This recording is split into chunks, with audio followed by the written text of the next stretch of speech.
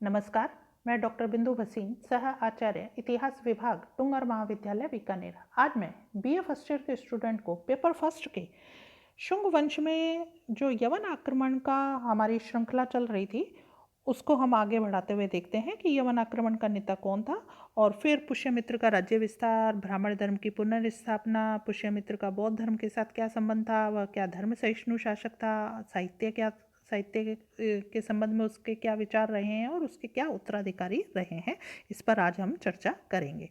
तो यवन आक्रमण का नेता कौन था, इस पर हमें पता लगता है कि विभिन्न साक्ष्य जो हैं पुष्यमित्र शुंग के समय में यवन आक्रमण का तो उल्लेख करते हैं, किंतु आक्रमणकारी कौन था इस विषय में वो साक्ष्य सारे मौन हैं।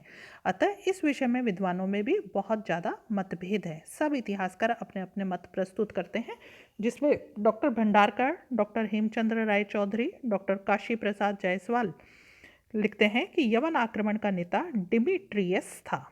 परंतु यह विचार इसलिए तर्कसंगत प्रतीत नहीं होता क्योंकि डिमिट्रियस का कोई भी सिक्का सिंधु के पार प्रदेशों में नहीं मिलता। मिलिंद पन्नहों और भारत के विभिन्न भागों से प्राप्त मिनेंडर की मुद्राओं के आधार पर डॉक्टर वी स्मिथ, रेप्सन आदि विद्वानों का मत है कि इस आक्रमण का नेता मिनेंडर था, किंतु अन्य साक्ष्यों के अभाव में यह मत भी प्रामाणिक नहीं माना जा सकता।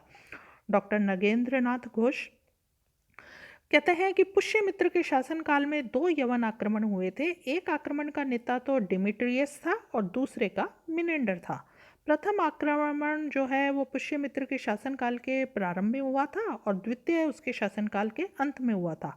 पतंजलि और गार्गी संहिता में जिस यवन आक्रमण का उल्लेख है वह प्रथम आक्रमण था और उसका नेता डिमिट्रियस था। उसने न केवल साकेत और माध्यमिका को जीता वरन पाटलिपुत्र तक के समस्त उत्तरी भारत को भी अपने अधीन कर लिया था, परंतु यह मत न्यायसंगत प्रतीत नहीं होता। किसी भी साक्ष्य में डिमिट्रियस को व्यास नदी के पूर्व में जाना नहीं बताया गया है। यदि यह आक्रमण डिमिट्रियस ने किया होता तो फिर उसकी मुद्राएं उत्तर भारत में मिलनी चाहिए थी, किंतु सिंधु नदी के पूर्व में उसकी एक भी मुद्रा नहीं मिलती है। अतः डिमिट्रियस द्वारा पाटलिपुत्र पर आक्रमण करना प्रमाणित नहीं होता। श्री घोष का पुनः कथन है कि द्वितीय यवन आक्रमण पुष्यमित्र शुंग के शासनकाल के अंत में हुआ था और इस आक्रमण का नेता मिनेंडर था। मालविकाग्निमित्र भी इसी आक्रमण का उल्लेख करता है, परंतु ऐसा कोई साक्ष्य उपलब्ध नहीं है जिससे यह प्रमाणित हो कि यवन आक्रमण पुष्यमित्र के शासनकाल के अंतिम चरण में हुआ था। वस्तुतः 2 यवन आक्रमणों के मत को स्वीकार करने में अनेक कठिनाइयां हैं। किसी भी भारतीय और विदेशी साक्ष्य में पुष्यमित्र के शासनकाल में हुए 2 यवन आक्रमणों का उल्लेख नहीं मिलता है। पतंजलि, गार्गी संहिता, मालविकाग्निमित्र में एक ही यवन आक्रमण का वर्णन मिलता है, जिसमें प्रारंभ में तो यवनों की पराजय हुई और फिर निरंतर विजय हुई। आक्रमण के नेता डिमेट्रियस और सेनापति मिनेंडर।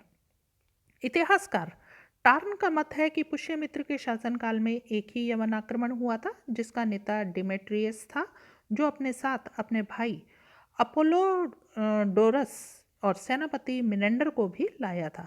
डिमेट्रियस स्वयं व्यास नदी तक ही आया था और तक्षशिला को केंद्र बनाकर अपने भाई अपोलोडोरस को दक्षिण पश्चिम और मिनेंडर को पूर्व की ओर विजय के लिए भेजा था। यद्यपि भारतीय साक्ष्य दक्षिण पश्चिम की विजय का उल्लेख नहीं करते हैं, किंतु यूनानी साक्ष्यों से इस तथ्य की पुष्टि होती है। जिस समय मिनेंडर डिमेट्रियस के आदेशानुसार उत्तरी भारत पर विजय की तैयारी में संलग्न था, उसी समय पुष्यमित्र शुंग ने शासक बनने के बाद किए गए अश्वमेध यज्ञ का अश्व सिंधु नदी के किनारे जो पहुंच गया था, जहां यवनों ने उसे पकड़ लिया था, अतः पुष्यमित्र के पुत्र वसुमित्र ने यवन सेना से युद्ध करके उसे परास्त किया था। मालविकाग्निमित्र में इसी युद्ध का उल्लेख हुआ है। इस प्रकार पुष्यमित्र को प्रारंभ में यवनों को परास्त करने में सफलता मिली, किंतु सिंधु नदी के तट पर हुई पराजय से मिनेंडर हतोत्साहित नहीं हुआ था। उसने पूर्ण तैयारी के साथ शुंग साम्राज्य पर आक्रमण किया और विजय प्राप्त करता हुआ पाटलिपुत्र तक पहुंच गया था।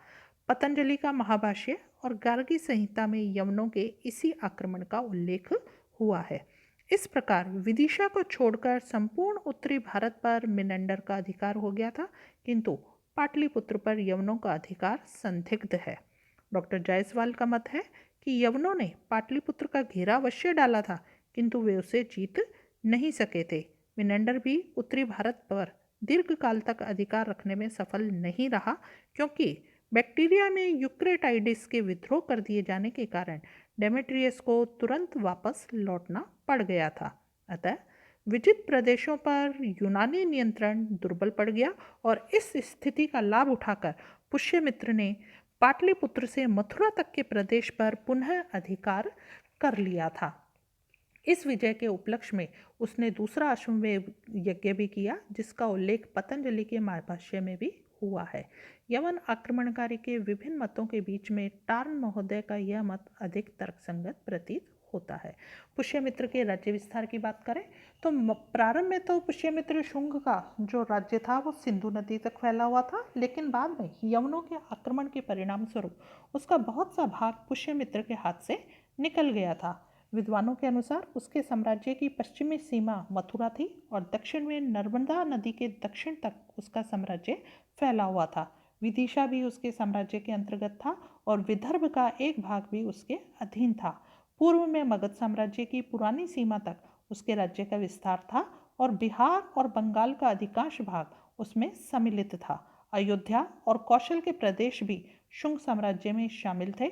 इस प्रकार हम शुंग वंश की राज्य सीमा पश्चिम में मथुरा से लेकर पूर्व में बंगाल तक और उत्तर में कौशल से लेकर दक्षिण में नर्मदा के दक्षिण तक निश्चित कर सकते हैं।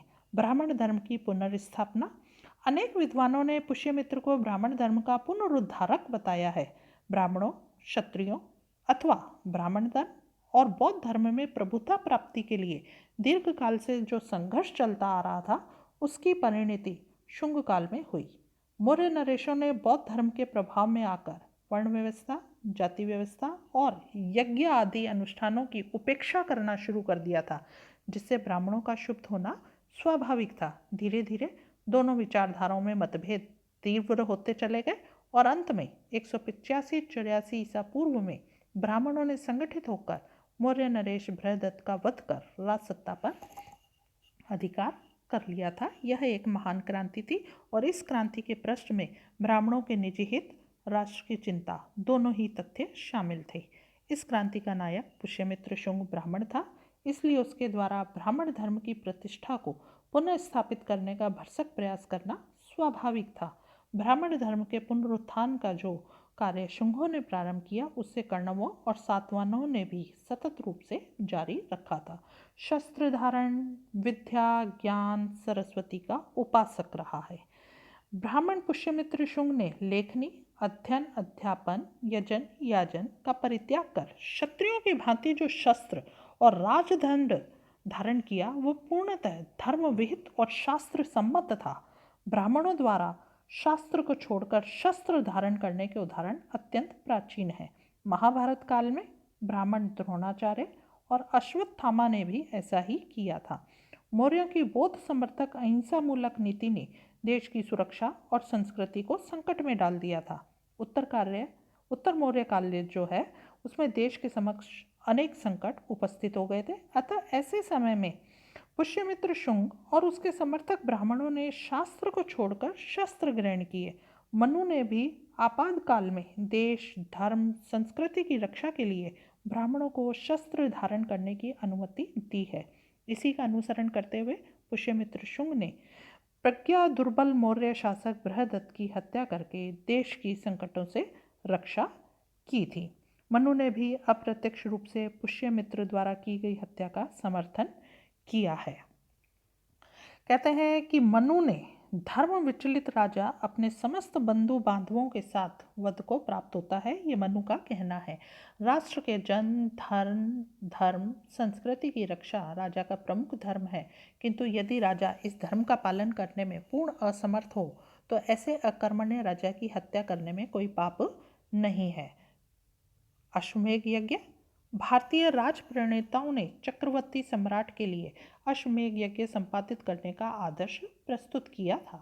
भारत में अश्वमेध यज्ञ की परंपरा अति प्राचीन काल से चली आ रही थी, किंतु 6ठी शताब्दी ईसा पूर्व में जब भारत में वैदिक धर्म के हिंसात्मक रूप के विरुद्ध अहिंसा प्रधान धार्मिक क्रांति यानी कि जैन और बौद्ध क्रांति हुई, और इन अहिंसा प्रधान धर्मों को राज्य श्रेय प्राप्त हो गया तो अश्वमेध यज्ञों की परंपरा भी समाप्त हो गई थी। किंतु ब्राह्मण और ब्राह्मण धर्म का पुनरुद्धार होने के कारण पुष्यमित्र शुंग ने ब्राह्मण व्यवस्थाकारों द्वारा प्रणीत अश्वमेध यज्ञों की उस परंपरा को पुनः प्रारंभ किया जो नंदों और मौर्यों के समय में लुप्त हो गई थी।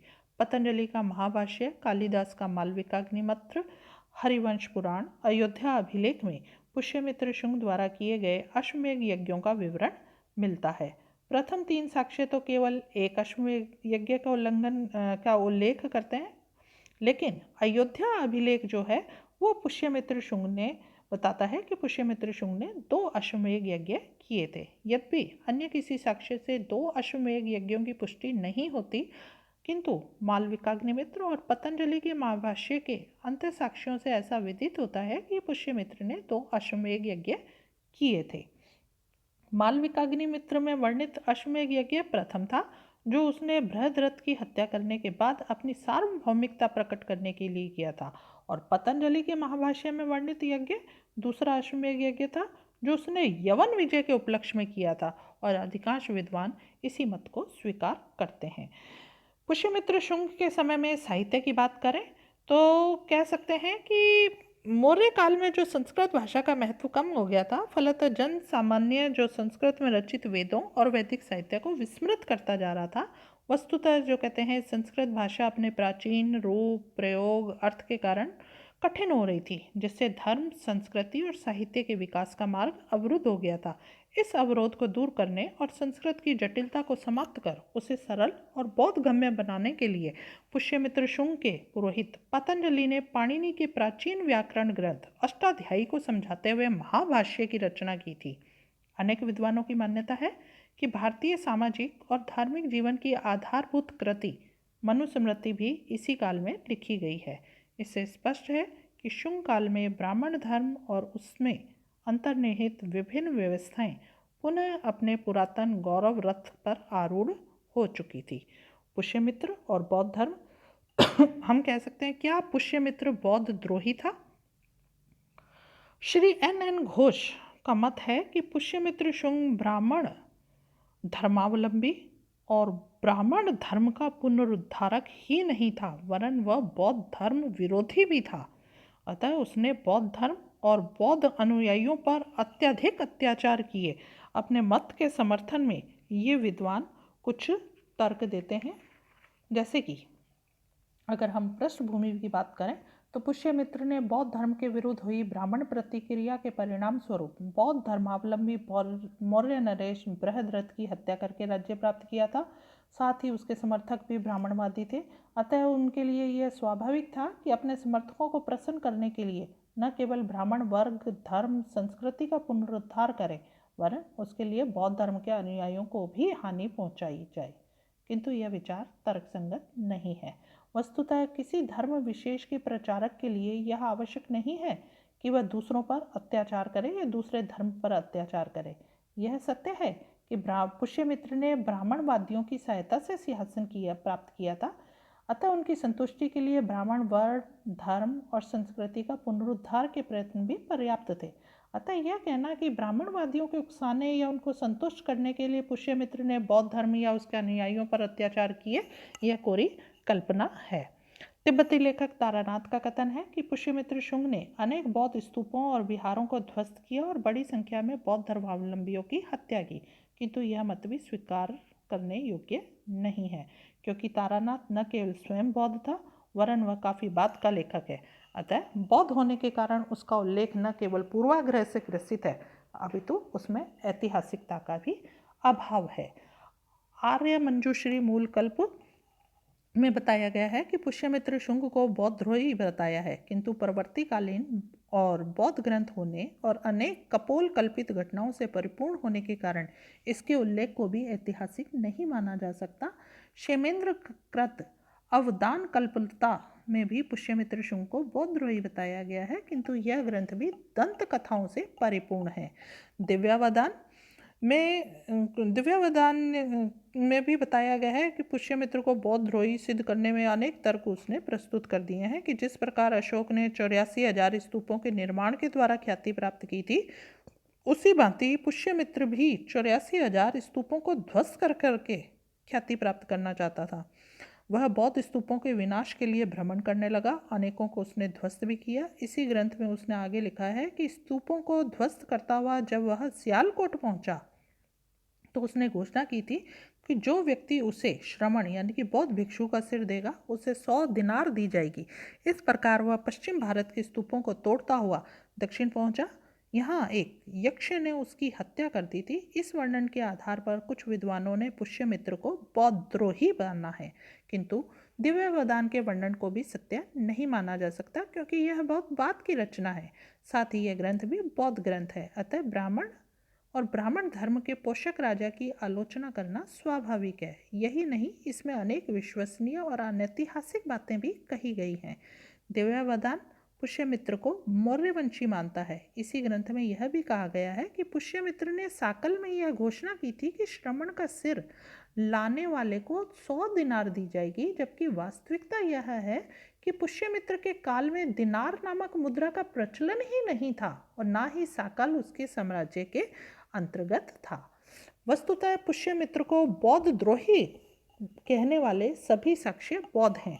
अन्य किसी भी पुरातात्विक या साहित्यिक स्रोत से इस तथ्य की पुष्टि नहीं होती है। ऐसा प्रतीत होता है कि दीर्घ काल तक राज्याश्रय प्राप्त और सम्मानित बौद्ध धर्म की परिस्थितियों में पुष्यमित्र के राज्यारोहण से आकस्मिक और क्रांतिकारी परिवर्तन आ गया था। इससे कुपित होकर बौद्ध जगत के एक वर्ग ने पुष्यमित्र के ब्राह्मण धर्म के पुनरुत्थान के प्रयत्न को बौद्ध धर्म का रूप दे डाला और कालांतर में अन्य बौद्ध लेखकों ने इसी को सत्य मानकर पुष्यमित्र शुंग की आलोचना की। अन्यथा पुष्यमित्र को बौद्धद्रोही होना कोई ऐतिहासिक साक्ष्य नहीं है। पुष्यमित्र शुंग धर्म सहिष्णु शासक था। अनेक विद्वान कहते हैं कि वह धर्म सहिष्णु शासक था। वो अपने प्रमाण देते हैं कि जैसा कि शुंग काल में भरहुत, सांची, बोध गया के बौद्ध स्तूपों को नवीन और विशाल आकार दिया गया। भरहुत स्तूप की प्राचीर पर अंकित सुगन राजे शब्द इस तथ्य का प्रबल प्रमाण है कि यह कार्य शुंग शासकों के काल में हुआ था। यहाँ पुष्यमित्र का स्पष्ट नामोल्लेख तो नहीं है, अतः यह कहा जा सकता है कि यह कार्य पुष्यमित्र के काल में न होकर परवर्ती शुंग शासकों के काल में हुआ होगा।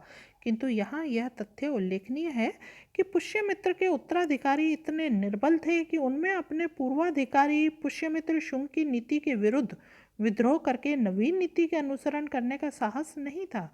अतः ऐसा प्रतीत होता है कि उन्होंने भी पुष्यमित्र की धर्म सहिष्णु नीति का ही अनुसरण किया हो।